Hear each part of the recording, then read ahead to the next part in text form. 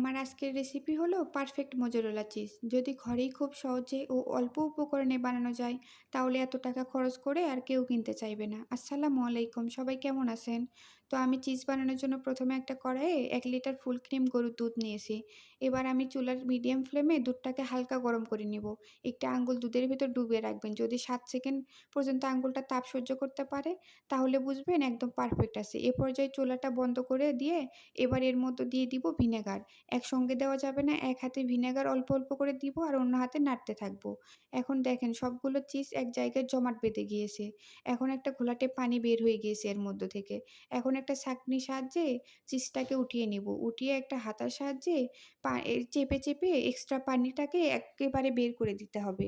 তো এখন ঘোলাটে পানির মধ্যে 1/2 চামচ লবণ দিয়ে অন্য একটা বাটিতে নরমাল পানি নিয়ে বরফ কুচি দিয়ে দিলাম। এখন ওই নরমাল পানির মধ্যে চিজটাকে দিয়ে 10 সেকেন্ড রাখবো। রেখে পানিটাকে ভালোভাবে চেপে, চেপে আবারও ঘোলাটে পানির মধ্যে দিব।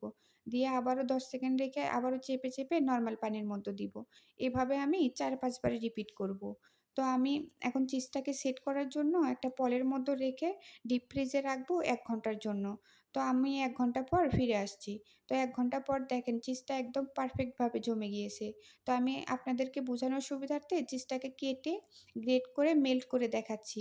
আমার চিজটা কত বেশি পারফেক্ট হয়েছে। আপনারাও চাইলে আমার রেসিপি ফলো করে বাসায় একদিন বানিয়ে দেখবেন। একদম পারফেক্ট চিজ রেসিপি বানাতে পারবেন। ভালো থাকবেন সবাই। আল্লাহ হাফেজ।